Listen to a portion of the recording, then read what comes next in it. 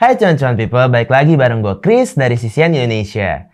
Di video kali ini gue bakal ajak kalian buat hitung-hitungan nih. Tapi tenang aja, kita nggak bakal ketemu sin kostan. Apalagi aljabar kayak di pelajaran matematika kok. Kalau kayak gitu mah, gue juga bakal nggak ngerti sih.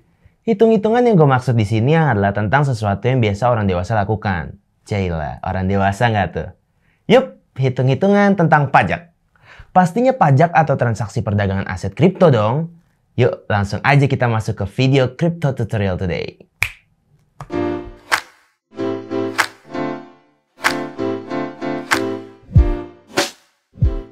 Seperti yang kita tahu, transaksi aset kripto resmi dikenakan pajak tambahan nilai atau PPN dan pajak penghasilan atau PP mulai 1 Mei 2022. Sesuai dengan amanat Peraturan Menteri Keuangan Nomor 68 Tahun 2022 tentang pajak pertambahan nilai dan pajak penghasilan atas transaksi perdagangan aset kripto.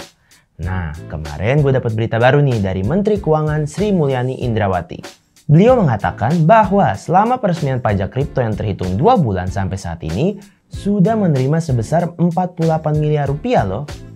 Pajak kripto ini terdiri dari PPh 22 atas transaksi aset kripto dan PPSE dalam negeri dan penyetoran sendiri sebesar 23,8 miliar. Dan pajak kripto PPN dalam negeri atas pemungutan oleh non-bendaharawan sebesar 25,11 miliar. Jumlah ini didapat hanya dalam waktu 2 bulan loh.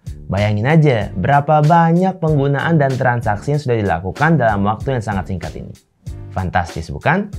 Setelah tahu besarannya pendapatan pajak kripto untuk Indonesia ini, agar lo lebih paham lagi, gue bakal beri rincian dan syarat pada pajak kripto ini. PPh yang dipungut atas transaksi aset kripto adalah PPh pasal 22 yang bersifat final, di mana kalau perdagangan aset kripto tersebut dilakukan melalui exchanger yang terdaftar di Bapepti, akan dikenakan pajak sebesar 0,1%. Tapi kalau lo melakukan transaksi kripto menggunakan exchanger yang nggak terdaftar di Bapepti, tarif PPh yang berlaku atas transaksi tersebut akan dikenakan pajak sebesar 0,2%. Jadi penyerahan aset kripto melalui exchanger yang sudah terdaftar Bapepti dikenai PPN sebesar 1% dari tarif umum sebesar 0,11%. Dan kalau exchanger tersebut belum terdaftar di Bapepti, pastinya tarif PPN-nya naik 2 kali lipat menjadi sebesar 0,22%. Nah, sejauh ini gue mendapatkan 15 exchange yang sudah terdaftar di Bapepti, yaitu nanofest.io, tokocrypto.com, incrypto.co.id, coinku.co.id, galat.id, indodex.com, digitalexchange.id, cryptomaxima.com, luno.com, cryptokusukses.com, panteras.com, perdagangancrypto.com, pintu.co.id, rekeningku.com, thrift.co.id, bitkoto.com, zipmax.com, upbit.com, dan upbit.co.id. Kalau tahu exchange terbaru lainnya yang sudah terdaftar di Bapepti, bisa lo tulis di kolom komentar ya. Walaupun Bank Indonesia atau BI menyatakan bahwa aset kripto bukanlah alat tukar yang sah dan di Indonesia dianggap sebuah komoditas, tapi aset kripto tetap memenuhi kriteria sebagai objek PPN.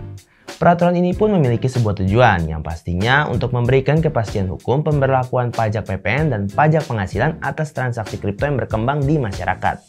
Oleh karena itu, pemerintah mengupayakan penerapan aturan yang mudah dan sederhana berupa melakukan penunjukan pihak ketiga sebagai pemungut PPN perdagangan aset kripto tersebut, yaitu dengan penyelenggaraan perdagangan melalui sistem elektronik atau PSSE baik dalam maupun luar negeri.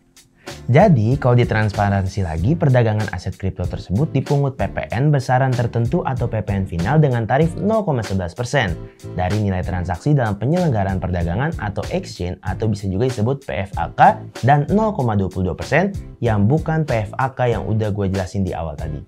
Sedangkan untuk jasa mining atau verifikasi transaksi asetnya sendiri akan dikenakan tarif 1,1% dari nilai konversi aset kripto. Selain itu, hal ini juga berlaku untuk penghasilan yang diterima oleh penambang atau miner, sesuai dengan tambahan kemampuan ekonomis yang dikenakan oleh PPh pasal 22 dengan tarif sebesar 0,1% di penghasilan yang diterima atau diperoleh. Tapi jumlah ini tidak termasuk PPN. Hitung-hitungan ini lebih sederhana daripada pajak sehari-hari yang lo bayarkan kan? Gua bakal beri contoh perhitungan jual beli kripto menurut gua ya. Tapi bentar, disclaimer nih, Sisian bukan ahli keuangan maupun penasihat finansial.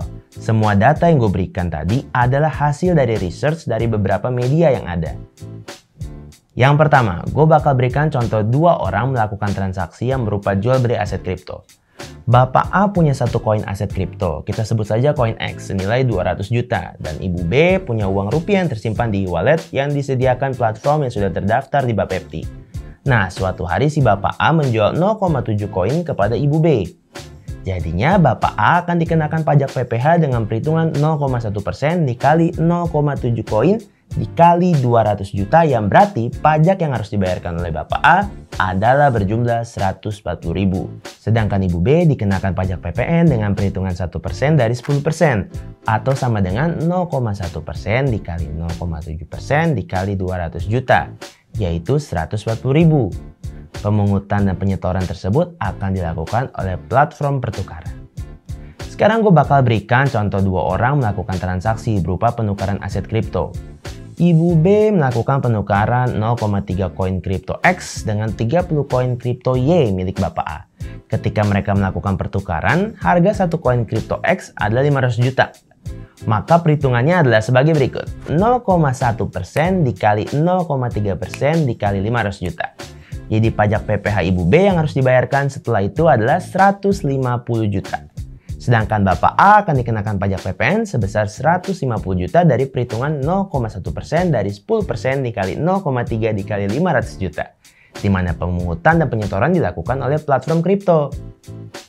Itu tadi adalah contoh Bapak A dan Ibu B melakukan transaksi dengan exchange yang sudah terdaftar di Bapepti.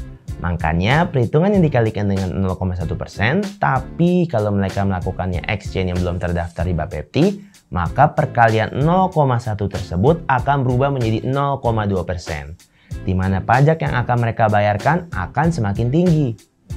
Udah ngerti kan? Jadi sekarang bisa tahu, cuan sebesar 48 miliar rupiah yang didapatkan Kementerian Keuangan tersebut berasal dari mana dan bagaimana perhitungannya. Dengan hasil sebesar itu, menurut lo berapa banyak pengguna dan berapa sering sih pengguna kripto di Indonesia melakukan transaksi aset digital dengan exchange yang sudah terdaftar maupun yang belum terdaftar di Bapepti selama 2 bulan ini? Coba deh lo hitung. Kalau sudah dapetin jawabannya, tulis di kolom komentar ya. So, segitu aja informasi mengenai pajak kripto Indonesia. Semoga informasi yang sudah gue sampaikan tadi bisa bermanfaat buat lo yang sedang berkecimpung di dunia cryptocurrency ya.